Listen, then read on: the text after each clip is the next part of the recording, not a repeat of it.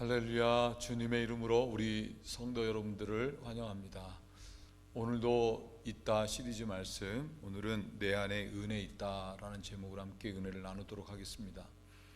필립 얀시라고 하는 영성 작가는 놀라운 하나님의 은혜라는 책에서 은혜라고 하는 단어는 우리 인간이 가진 마지막 최고의 단어라고 말을 했습니다. 은혜라고 하는 말은 히브리어로 헤세드라는 말인데, 이 단어의 의미는 아무런 대가를 바라지 않고 긍휼과 자비, 사랑을 베푸는 것을 말씀합니다. 고든 맥도날드 목사님은 이런 말을 했습니다. 웬만한 일에는 세상도 교회 못지 않거나 교회보다 낫다. 집을 지어주고 가난한 자를 먹여주고 아픈 사람을 고쳐주는 일은 굳이 교인이 아니어도 할 수 있다. 그러나 세상이 못하는 일이 하나 있다. 세상은 은혜를 베풀 수 없다라고 했습니다. 이 말의 의미는 다른 게 아니라 하나님만이 우리에게 은혜를 베풀어 주신다고 하는 것입니다. 하나님의 은혜가 마치 거대한 안반처럼 우리의 인생을 떠받치고 있는 것입니다. 우리 인생에서 하나님의 은혜 아닌 것은 아무것도 없습니다. 이따 시리즈 말씀에서 우리들의 삶에 하나님의 은혜가 있는 것만큼은 거짓 없는 진실인 것입니다. 우리의 삶에는 크게 다음 세 가지의 은혜가 있습니다. 첫째는 이슬과 같은 하나님의 은혜가 우리의 삶에 있는 것입니다.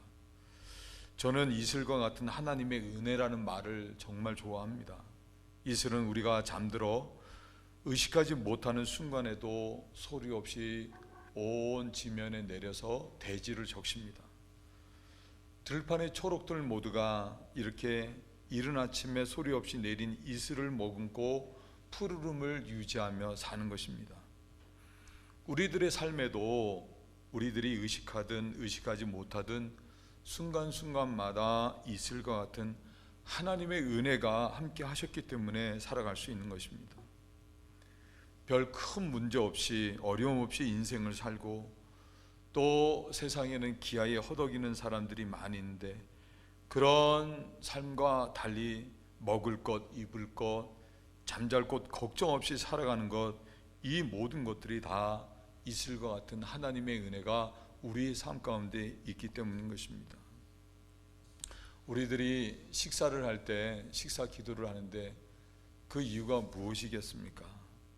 오늘도 일용할 양식을 주신 그 모든 것 다 하나님의 은혜입니다. 그리고 이렇게 밥을 먹을 수 있는 것도, 건강 주신 것도 하나님의 은혜입니다. 그러니 앞으로도 이거 잘 먹고 건강해서 하나님의 영광을 위해서 살겠습니다 라고 하는 것이, 감사의 마음으로 기도하는 것이 식사 기도가 아니겠습니까? 여러분, 어떤 특별한 기적을 경험해야지만 내 삶에 하나님의 은혜가 있는 게 아닙니다. 코로나로 인해서 전 세계가 지금 고통을 받고 있고 500만 이상이라고 하는 엄청난 사람들이 안타까운 목숨을 잃었습니다. 그리고 세계 최고의 선진국이라고 하는 이 미국만 해도 75만 명 이상의 사람들이 목숨을 잃었습니다. 이런 어려운 상황에서도 우리의 삶이 이렇게 보호받고 여기까지 올 수 있었던 것은 우리 눈에 잘 띄지는 않지만 이슬과 같은 하나님의 은혜가 있기 때문인 것입니다. 둘째, 때를 따라 돕는 하나님의 은혜가 있는 것입니다.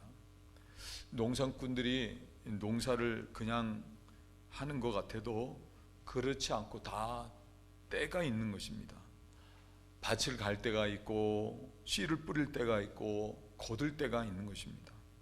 그런데 비가 오지 않고 햇빛이 없으면 아무리 고생해서 밭 갈고 씨 뿌려도 다 소용이 없는 것입니다. 집사람이 지난 봄에 농사 좀 지어보겠다고 홈디포에 가서 방울토마토도 사오고 가지도 사오고 그리고 주변에 얻어서 깨도 심고 부추도 심고 세상 농사는 자기 혼자 다 짓는 것처럼 잔뜩 사고 얻어다가 심고는 매일 아침마다 엄청나게 물을 주었습니다. 그런데 하나도 제대로 된 것이 없었습니다. 그 이유가 텃밭 바로 위에 큰 나무가 있어서 그 나무가 햇볕을 가리는 것 때문에 열매가 있지 않았던 것입니다. 에스겔서 34장 26절, 내가 그들에게 복을 내리며 내 산 사면 모든 것도 복되게 하여 때를 따라 비를 내리되 복된 장마비를 내리리라. 하나님께서 이스라엘로 따지자고 하면 이른 비, 늦은 비, 때를 따라 비를 내려주시고 햇볕을 비춰주셔야지만, 그런 은혜가 있어야지만 열매가 있다고 하는 것입니다. 아브라함은 75세에 어디로 나아갈지 모르는, 갈 바를 알지 못하는 상황에서 나아갔지만 가나안 땅에 들어갈 수 있었습니다. 그 이유는 하나님께서 아브라함에게 때를 따라 돕는 은혜를 베풀어 주셨기 때문인 것입니다. 이삭은 행하는 모든 것들마다 형통했습니다. 이런 이삭을 시기해서 블레셋 사람들이 이삭의 음물을 빼앗았는데 이삭은 다투지 않고 옮겨가서 또 음물을 팠습니다. 그런데 놀랍게도 음물을 팔 때마다 물이 막 펑펑 쏟아져 나오는 것입니다. 이 모든 것들이 다 때를 따라 돕는 하나님의 은혜가 이삭에게 있었기 때문인 것입니다. 야곱도 가나안 땅으로 다시 돌아올 때 맨 처음에는 개나리 보집 많아지고 정말 아무것도 없이 삼촌 라반의 집으로 종살이를 갔지만 돌아올 때는 4명의 아내와 11명의 아들들과 많은 종들과 많은 가축들을 가지고 왔습니다. 삼촌 라반은 딸들을 주지 않으려고 했고 품삯도 주지 않으려고 했는데, 그럼에도 불구하고 하나님께서 때를 따라 돕는 은혜로 야곱에게 부어 주셨기 때문인 것입니다. 그것만이 아니지요. 야곱이 형 에서의 축복을 빼앗은 것 때문에 형 에서의 보복이 두려웠죠. 야복강 나루트에 가족들, 종들, 가축들을 다 먼저 보내놓고는 거기서 무릎을 꿇고 하나님으로부터 복받기를 간구합니다. 그리고는 형 에서를 만나는데 형 에서가 도리어 달려와서는 껴안고 입을 맞추고 우는 것입니다. 놀라운 화해가 이루어졌습니다. 그 이유가 무엇입니까? 하나님께 도움을 구했더니 하나님께서 기도를 들으시고 때를 따라 돕는 은혜를 야곱에게 베풀어 주셨기 때문인 것입니다. 이런 이야기를 하자고 하면 성경에 끝이 없습니다. 요셉이 노예로 팔려갔을 때 모든 일이 형통하게 된 것도 하나님의 은혜였고, 모함을 받아 감옥에 갇혔지만 간수가 된 것도 때를 따라 돕는 하나님의 은혜가 있었기 때문이고, 또 세상 아무도 해석할 수 없는 바로의 꿈을 하나님께서 도와주시는 은혜를 따라 해석해서 애굽의 총리가 되고 존귀한 자로 세움을 받게 됐다고 하는 것입니다.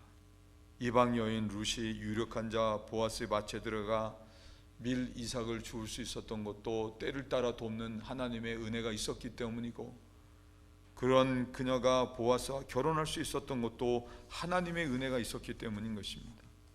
부모를 일찍 여인 고아 에스더가 왕후가 될 수 있었던 것도 다 때를 따라 돕는 하나님의 은혜가 있었기 때문이고, 다윗의 삶도 마찬가지였다고 하는 것입니다. 여러분, 우리 인생도 마찬가지가 아니겠습니까? 인생을 살다 보면 우리 인간의 힘으로는 도저히 감당할 수 없는 일들을 많이 겪고 살아오는 것입니다. 그럼에도 불구하고 우리들이 여기까지 올 수 있었던 것은 에베네셀의 하나님, 때를 따라 돕는 하나님의 은혜가 있었기 때문인 것입니다. 힘들 때 하나님 의지해서 하나님 도와주십시오 라고 기도했을 때 하나님께서는 그런 우리의 기도를 외면하지 아니하시고 들으시고 응답해 주시고 도와주시는 은혜가 있었기 때문이라는 것입니다. 그런 위기 때마다 사람을 보내주시고 천사를 동원해 위로해 주시고 힘 주시고 해결해 주셨던 것입니다. 우리의 삶에 하나님의 은혜 아닌 것은 아무것도 없는 것입니다. 모두가 다 그때그때마다 하나님이 도우시는 은혜가 있었기 때문이라고 하는 것입니다. 셋째, 죄와 사망에서 구원해 주신 하나님의 구속의 은혜가 우리에게 있습니다. 오늘 사도 바울은 이렇게 말씀합니다. 에베소서 2장 1절 3절, 너희가 허물과 죄로 죽었던 너희를 살리셨도다. 그때 너희가 그 가운데서 행하여 이 세상 풍속을 쫓고 공중의 권세 잡은 자를 따랐으니 곧 지금 불순종의 아들들 가운데서 역사하는 영이라. 전에는 우리도 다 그 가운데서 우리 육체의 욕심을 따라 지내며 육체와 마음에 원하는 것을 하여 다른 이들과 같이 본질상 진노의 자녀이었더니. 사도 바울은 로마서 3장 10절에 말씀하기를 세상에는 의인이 없나니 하나도 없다고 이야기했습니다. 심지어 하나님을 찾는 자도 없다고 했습니다. 그리고는 자기가 마치 주인 된 것처럼 자기 고집대로 인생을 살아온 것입니다. 그런 고집으로 죄를 범하고 그런 죄와 허물로 인해서 우리 인생 모두는 하나님의 심판을 받다 마땅한 죄인들이었다고 하는 것입니다. 하나님께서는 그런 우리들을 불쌍히 여기시고 자신의 하나밖에 없으셨던 독생하신 아들로 하여금 우리가 맞아야 할 채찍을 다 맞게 하시고, 그리고 우리가 못 박혀 죽었어야 할 십자가에 아들이 대신 못 박혀 죽게 하심으로 우리를 사망의 심판에서 구원해 주셨다고 하는 것입니다. 지난주에 덴버 빛과 소금 신문에 칼럼을 쓰면서 다시 한번 우리 둘째 아들 생각이 났습니다. 맹장이 터져서 만 3일이 지나 복막염이 다 되어 거의 다 죽어갔을 때 급히 병원으로 그 아들을 데리고 갔는데 다행히도 좋은 의사가 있어서 상황을 알아보고 급히 응급수술을 할 수 있게 됐습니다. 그때가 밤 11시였는데 밤 11시에 겨우 이제 5살밖에 안 된 어린 자식이 병상에 누워서 정확한 수술실 안으로 들어가는 그 모습을 보는데 제 마음이 찢어질 듯이 아팠습니다. 그리고 뭔가 할 수만 있다고 하면 뭐든지 하려고 하고 싶은 그런 심정이었습니다. 십자가에 못 박힌 예수님 여러분 생각해 보시길 바랍니다. 예수님께서는 우리들과 달리 전혀 죄가 없으셨던 분이셨고, 그리고 하나님의 단 하나밖에 없는 외아들, 독생하신 아들이셨다고 하는 것입니다. 그런 예수님께서 십자가에 달리셨을 때 얼마나 고통스러우셨으면 엘리 엘리 라마 사박다니, 나의 하나님 나의 하나님 어찌하여 나를 버리셨나이까 라고 절규를 하셨다고 하는 것입니다. 그런데 놀랍게도 하나님께서는 그런 아들의 부르짖음을 들으시고도 침묵하셨다고 하는 것입니다. 그것만이 아니라 얼마든지 하나님이시기 때문에 천군 천사를 동원해서 로마 병력들을 물리치시고 십자가에서 아들을 내려오게 하실 수 있으셨음에도 불구하고 아무 일도 하지 아니하시고 침묵하셨다고 하는 것입니다. 왜 그러셨을까요? 하나님께서는 아무런 죄가 없으셨던 아들, 어쩌면 그보다도 죄인된 우리들을 더 사랑하셨기 때문이라고 하는 것입니다. 하나님께서는 죄인인 우리를 버리신 것이 아니라 하나밖에 없으셨던 아들을 버리셨다고 하는 것입니다. 그래서 우리를 살리신 것입니다. 사도 바울은 이를 이렇게 말씀합니다. 에베소 2장 4절 9절, 긍휼에 풍성하신 하나님이 우리를 사랑하신 그 큰 사랑을 인하여 허물로 죽은 우리를 그리스도와 함께 살리셨고 너희가 은혜로 구원을 얻은 것이라. 또 함께 일으키사 그리스도 예수 안에서 함께 하늘에 앉히시니. 그러면서 하는 말이 너희가 그 은혜로 인하여 믿음으로 말미암아 구원을 얻었나니 이것이 너희에게서 난 것이 아니요 하나님의 선물이라. 행위에서 난 것이 아니니 이는 누구든지 자랑치 못하게 하려 함이니라.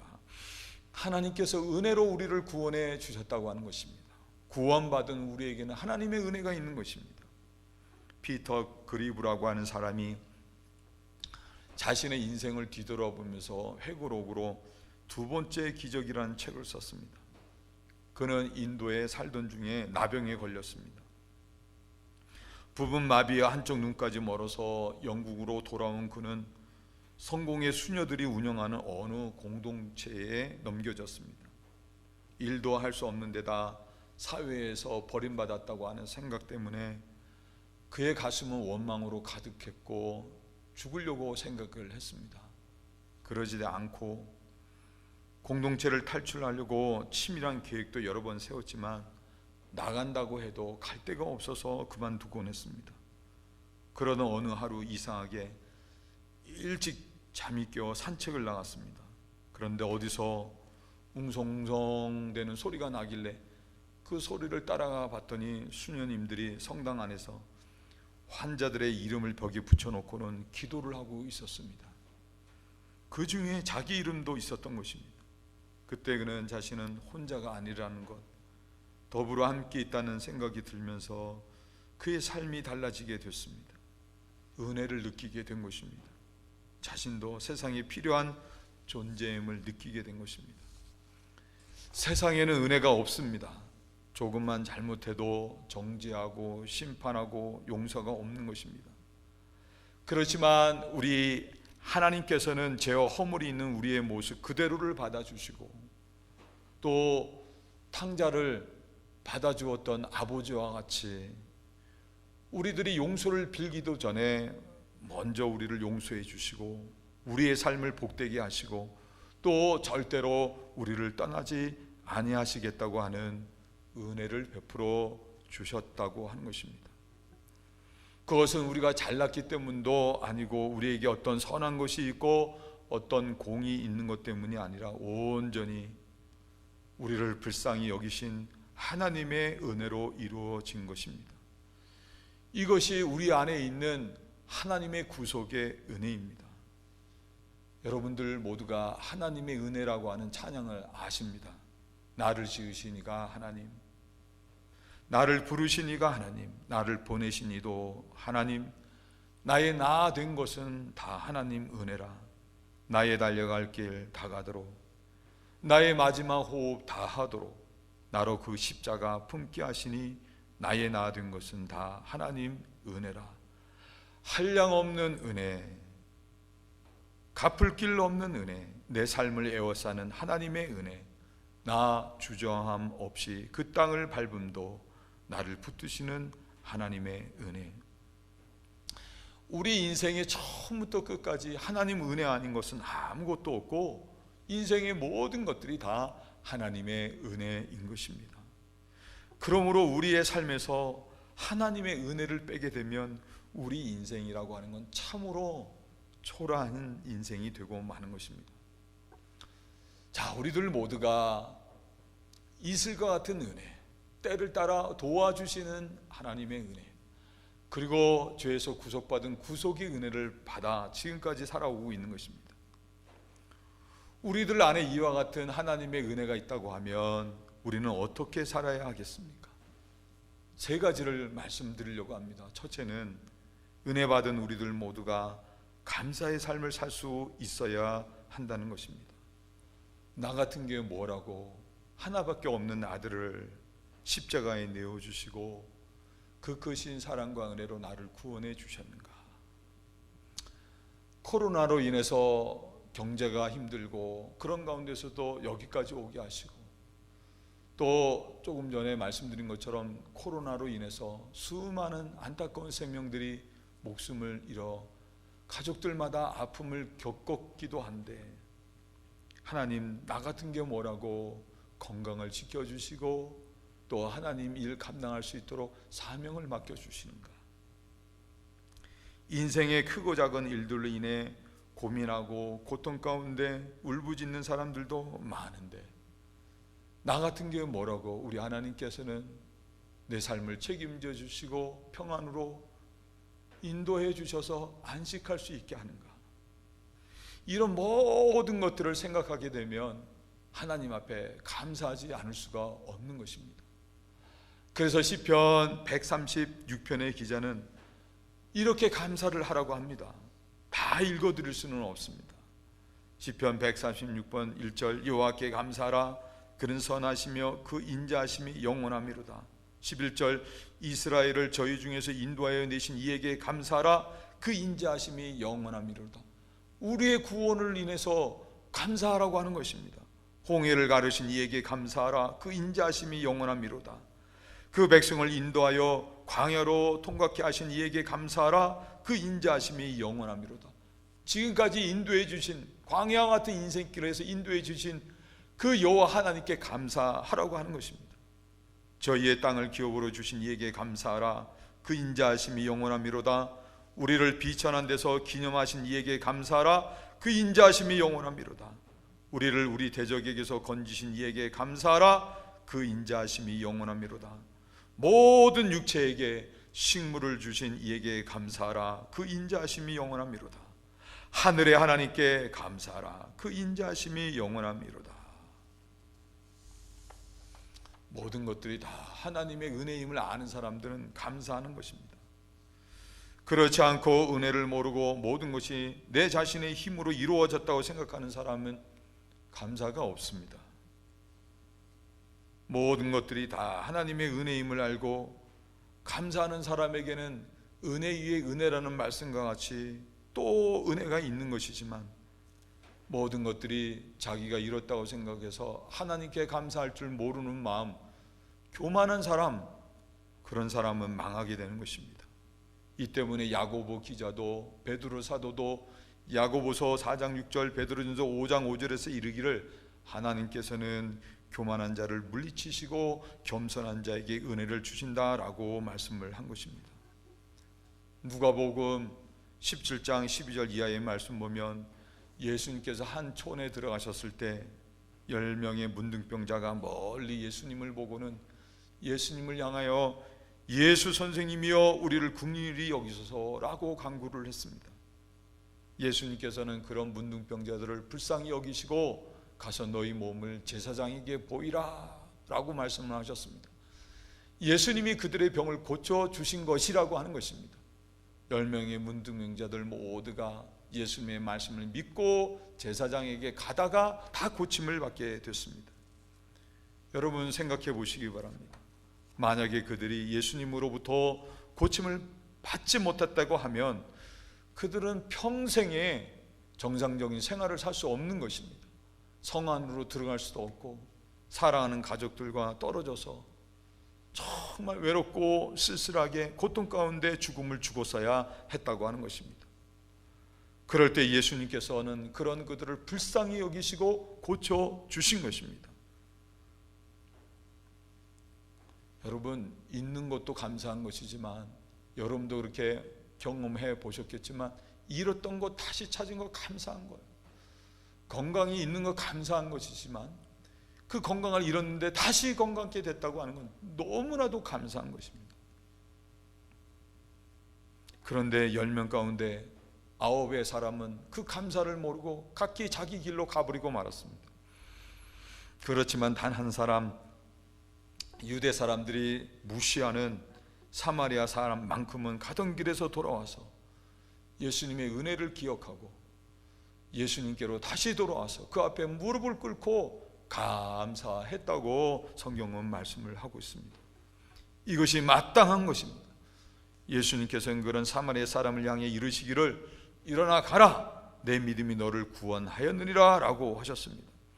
주의 은혜를 알고 그 은혜를 감사하는 사람은 계속해서 하나님의 구원의 역사를 경험하며 살아가는 사람이 된다고 하는 것입니다. 사랑하는 성도 여러분, 감사로 제사를 드리는 자가 하나님을 영화롭게 한다고 했습니다. 나의 나된 것 모두가 다 하나님의 은혜임을 믿으시고 여러분들 모두가 감사하는 삶을 사심으로 하나님을 영화롭게 하시고 또 예수님의 말씀과 같이 날마다 하나님의 은혜로 구원의 역사를 경험하며 살아가는 복된 성도들이 되시길 주님의 이름으로 축원을 드립니다. 두 번째는 은혜 받은 사람은 용서하는 삶을 삽니다. 세상은 공짜가 없습니다. 자기가 한 만큼 반드시 받아내려고 하는 것이 세상입니다. 그런데 그런 원리를 따지자고 하면 죄인된 우리들 역시 우리들이 범한 죄에 합당한 벌을 받아야 되는 게 마땅한 일이지 않겠습니까? 그럼에도 불구하고 그런 우리들은 아무런 죄가 없으신 예수님으로 말미암아 용서를 받았다고 하는 것입니다. 그럴 때 C.S. 루이스는 이렇게 말을 했습니다. 그리스도인이 된다고 하는 것은 용서할 수 없는 죄를 용서한다는 것을 말하는 것입니다. 왜냐하면 하나님이 우리의 용서받을 수 없는 죄를 사하셨기 때문입니다 라고 했습니다. 별것 아닌 것 같고 세상에는요 다투고는 수십 년 동안 서로 말을 하지 않고 지내는 부부들이 많다고 합니다.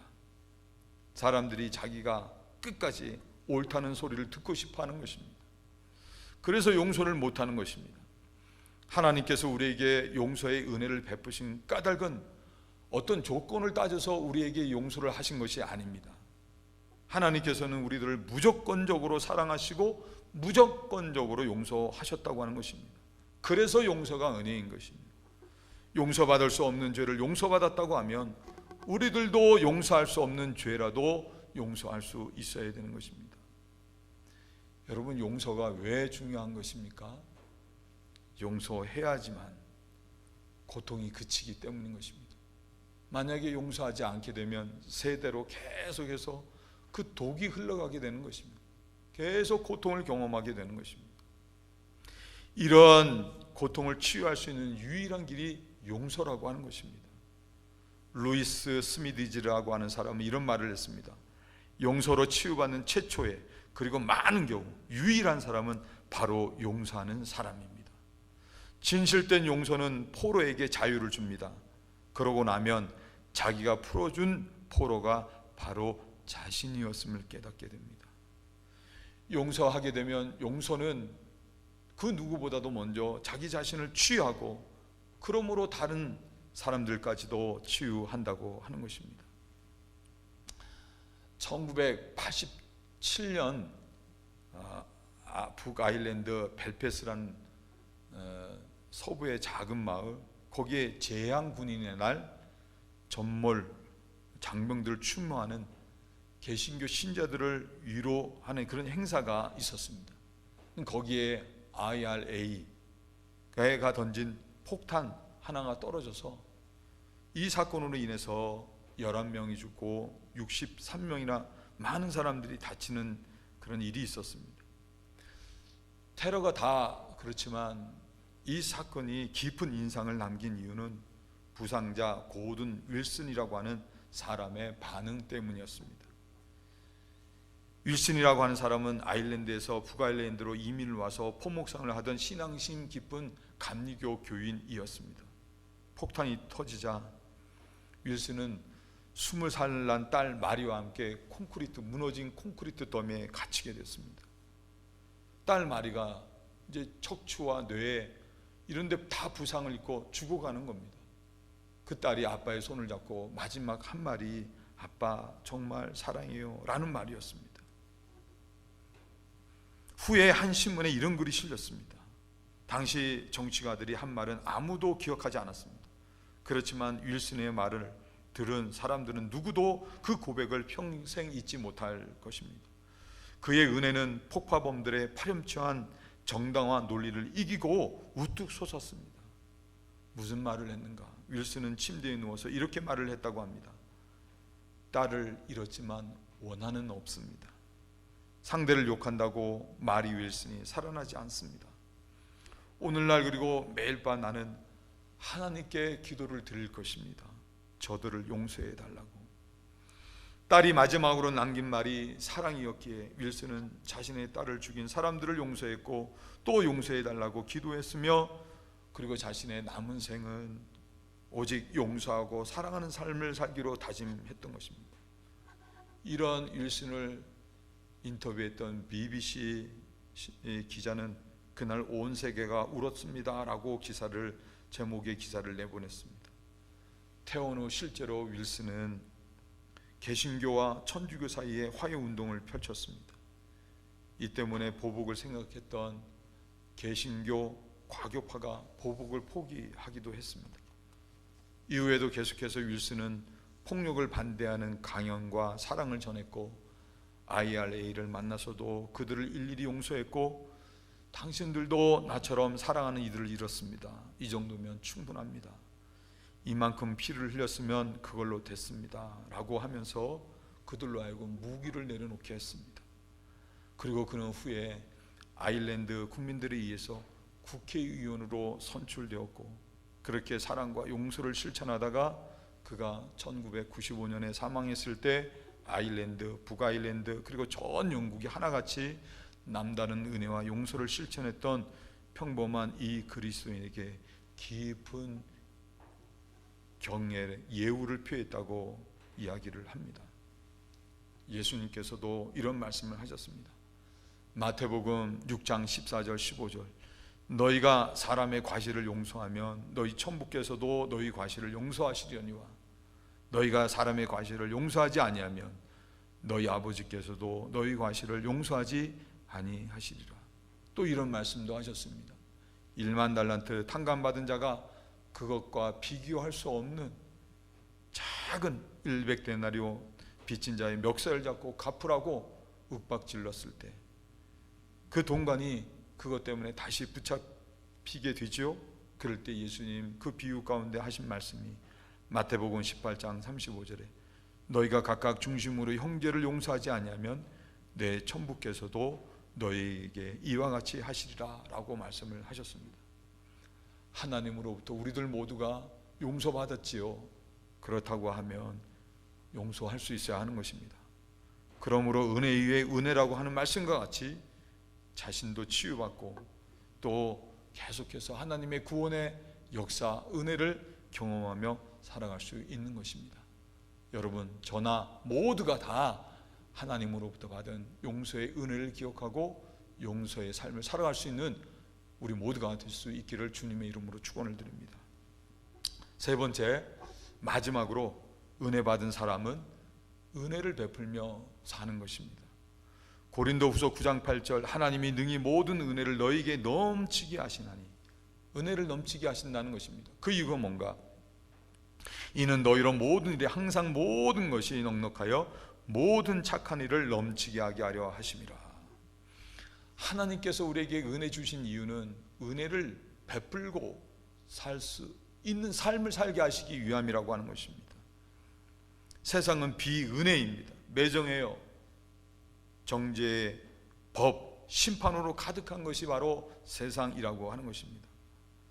우리는 이런 비은혜로 가득한 세상에 하나님으로부터 받은 은혜로 은혜를 베풀 수 있어야 하는 것입니다. 대통령 선거 때만 되면 어느 나라든 새 정부가 뭔가 새로운 일을 해주기를 기대합니다. 그런데 필립 얀시는 이런 말을 했습니다. 정부는 주일에 상점과 극장문을 닫게 할 수는 있으나 예배를 강요할 수는 없습니다. KKK단의 살인자들을 체포해서 처벌할 수는 있으나 증오는 치유할 수 없고 더욱이 사랑을 가르칠 수는 없습니다. 이혼하기 어렵도록 법률을 제정할 수는 있으나 남편이 아내를, 아내가 남편을 사랑하게 할 수는 없습니다. 가난한 자들에게 보조금을 지급할 수 있으나 부자들로 하여금 동정과 정의를 베풀게 할 수는 없습니다. 간음을 금할 수 있으나 정욕을 막을 수 없고, 절도는 금할 수 있으나 탐심을 막을 수 없고, 사기는 금할 수 있으나 교만은 막을 수 없습니다. 그런데 은혜만이 이 모든 것들을 가능하게 한다고 하는 것입니다. 우리가 잘 아는 레 미제레블, 그 주인공 도둑이었던 장발장이 바로 그와 같은 사람 아니겠습니까? 은혜가 죄인을 선인되게 하는 것입니다. 우리가 받은 은혜 세상에 베풀 때 비은혜의 세상이 은혜의 세상이 되는 것입니다. 83세의 나이에 키가 140cm밖에 되지 않는 아주 아담한 마더 테레사 수녀가 미국 대통령 조찬기도에 참석해서 이런 말을 했다고 합니다. 미국이 아프도록 준다는 사랑의 본뜻을 상실할 위기에 처할 정도로 이기적인 나라가 됐습니다.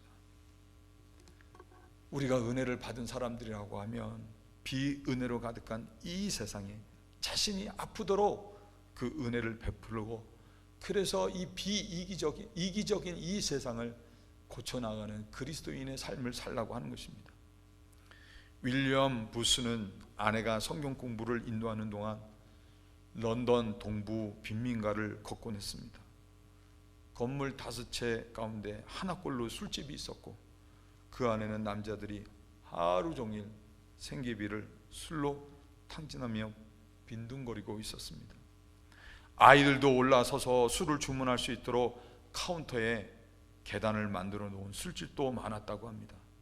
이런 상황에 놀란 윌리엄 부스는 1865년 기독교 선교관을 열어 사회에서 무시당하는 밑바닥 인생들을 거두는 일을 시작했고, 거기에서 바로 구세군이 탄생하게 됐습니다. 구세군은 자선단체일 뿐만 아니라 지역 교회이기도 합니다. 가난한 사람들을 먹이고 집 없는 사람들을 재워주고 중독자들을 치유하는 사역은 물론 재난 현장에 가장 먼저 도착하는 것도 구세군이라고 합니다. 이 구세군 운동은 계속 성장해서 현재 그런 은혜의 병력 수가 100만 명 이상에 달하고 복무하는 국가도 100개국 이상에 이른다고 합니다. 해마다 구세군에 들어오는 선한 일에 쓰이라고 들어오는 도네이션의 액수만 해도 어마어마하다고 말씀을 합니다. 윌리엄 부스의 한 덩이 누룩이 전 세계 각 사회로 퍼진 것입니다. 은혜야말로 세상을 변화시키는 초자연적인 힘인 것입니다. 이런 일들을 은혜 받은 우리들 개인이 각자의 삶의 자리에서 감당할 수 있어야 하고, 사회적으로 우리 교회가 이 일들을 감당할 수 있어야 되는 것입니다. 제가 우리 교우들의 자녀들을 위해서 기도하는 이유가 무엇이냐면, 그 자녀들을 모두가 믿음의 자녀들이 되고, 그리고 사회적으로도 정말 존귀한 위치에 오르는 그런 사람들이 되기를 바라는 것입니다. 그 이유가 자신의 영화를 위해서가 아니라 비은혜인 세상에 은혜를 끼칠 수 있는 선한 영향력을 가진 사람들이 되기를 바라는 간절한 마음이 있기 때문인 것입니다. 서부 그 워싱턴 주의 세인트 헬렌스 산이 분화를, 활화산, 지금도 활동을 한다고 합니다. 분화를 하자 뜨거운 열기에 토양은 녹아버리고 두터운 재를 뒤집어 쓴 바위들만 남게 됐습니다. 산림학자들이 연구를 한 결과 얼마나 오랜 세월이 흘러야 거기에 생명체가 자랄지 의아해했습니다. 그러는 어느 날 공원의 한 직원이 폐허 속 땅 한떼기에서 야생화, 양치류, 잔디 등이 뿌리를 튼튼히 받고 무성하게 자란 모습을 발견하게 된 것입니다. 이게 어떻게 된 일이지? 등골이 오싹한 사실을 알게 된 것은 잠시 후였습니다. 풀이 자란 땅은 고라니 모양을 하고 있었습니다. 고라니가 재에 묻힌 자리에 유기물이 생기고 거기서 식물이 싹을 틔웠던 것입니다. 여러분, 무엇을 말하는 것입니까? 먼저 우리들 모두가 하나님으로부터 받은 은혜를 기억하고 희생으로 그 은혜를 실천하게 되면 우리들의 삶을 통해서 무성한 생명의 역사가 나타나게 되고 하나님이 영광을 받으신다고 하는 것입니다. 이것이 하나님께서 우리에게 은혜를, 구속의 은혜를 베풀어 주신 이유고 교회의 은혜를 베풀어 주신 이유인 것입니다. 하나님께서는 은혜 받아 은혜 베풀고 사는 사람들에게 은혜를 주시는 것입니다. 요단강 동편의 길앗 야베스 사람들은 사울왕의 은혜를 입어서 암몬 사람들을 물리치고 구원을 경험하게 됐습니다. 그런 은혜를 베풀었던 사울왕이 블레셋과의 전쟁에서 패하고 목숨을 잃게 됐고, 그리고 그 시신이 성벽에 걸리는 안타까운 일이 일어나게 됐습니다. 그럴 때 길앗 야베스 사람들은 사울왕으로부터 받은 은혜를 기억하고 밤새 그 성벽으로 달려가서 목숨을 걸고 사울왕의 시신을 걷어다가 장사를 잘 지내게 됩니다. 길앗 야베스 사람들이 은혜 받은 것을 기억하고 은혜 갚는 일을 최선을 다했다고 하는 것입니다. 마침내 다윗이 왕이 되어 이런 길앗 야베스 사람들의 행위를 알고는 다윗은 그들의 행위를 귀하게 여기고 축복을 합니다. 사무엘하 2장 5절 6절 다윗이 길앗 야베스 사람들에게 사자들을 보내어 가로되 너희가 너희 주 사울에게 이처럼 은혜를 베풀어 장사하였으니 여호와께 복을 받을지어다. 너희가 이 일을 하였으니 이제 여호와께서 은혜와 진리로 너희에게 베푸시기를 원하고 나도 이 선한 일을 너희에게 갚으리다. 복을 주고 반드시 좋은 것으로 갚아주겠다고 한 것입니다. 사랑하는 성도 여러분, 우리들 모두는 하나님으로부터 은혜 받은 사람들입니다. 그리고 우리가 지금껏 살아오면서 경험했던 것 같이 매 순간 우리는 하나님의 은혜가 필요하고 하나님 나라에 가기까지, 하나님 나라에 인도받을 때까지도 하나님의 은혜를 필요로 하는 사람들인 것입니다. 그래야지만 우리 인생에, 우리 가정에 평안이 있고 또 영생으로 이어지는 복의 삶을 살 수 있는 것입니다. 그 복을 받는 비결은 다른 것이 아닙니다. 우리들 모두가 하나님으로부터 은혜 받은 것을 기꺼이 은혜를 나눈 데 있다고 하는 것입니다. 사랑하는 성도 여러분, 말씀을 정리합니다. 고린도전서 15장 10절에 그러나 나의 나 된 것은 하나님의 은혜로 된 것이니 내게 주신 그의 은혜가 헛되지 아니하여 내가 모든 사도보다 더 많이 수고하였으나 내가 아니요 오직 나와 함께 하신 하나님의 은혜로다. 사도 바울의 고백과 같이 나의 나 된 것은 다 하나님의 은혜인 것입니다. 내 인생의 모든 것들이 하나님의 은혜임을 알고 은혜를 따라 살고 은혜를 베푸는 삶을 살 수 있었던 것도 그것마저도 하나님의 은혜라고 하는 고백인 것입니다. 여러분, 은혜 없으면 우리는 아무것도 아니시죠. 디에트리 보네퍼라고 하는 신학자는 우리들이 잘 아는 말, 값비싼 은혜라는 말을 했습니다. 하나님께서 우리에게 베풀어 주신 은혜는 값을 따질 수 없을 만큼 귀한 값비싼 은혜인데, 만약에 우리들이 하나님이 베풀어 준 은혜에 걸맞는 삶을 살지 않는다고 하면 우리는 그런 하나님의 은혜를 싸구려 은혜로 타락시키는 사람이 되는 것이라고 하는 뜻인 것입니다. 우리가 그와 같은 삶을 살지 않게 하기 위해서는 항상 우리의 마음을 은혜로 아름답게 해야 되는 것입니다. 사도 바울은 여러 곳에서 우리들 모두가 그 은혜 속에 서라고 이야기했고, 은혜 속에 자라라고 했고, 또 은혜 속에 강해야 한다고 말씀을 했습니다.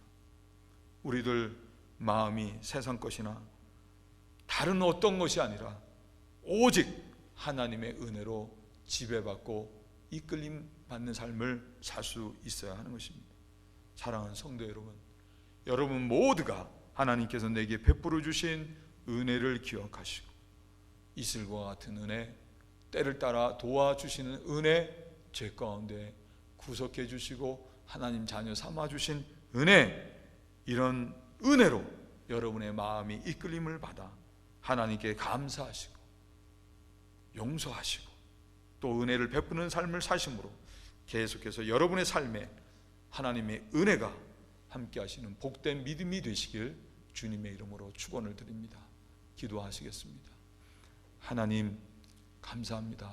우리가 무엇이라고 이처럼 사랑하여 주셔서 죄 가운데 독생자의 피로 구속해 주시고 이슬과 같은 은혜, 때를 따라 돕는 은혜로 영생의 삶을 살게 하여 주시니 감사합니다.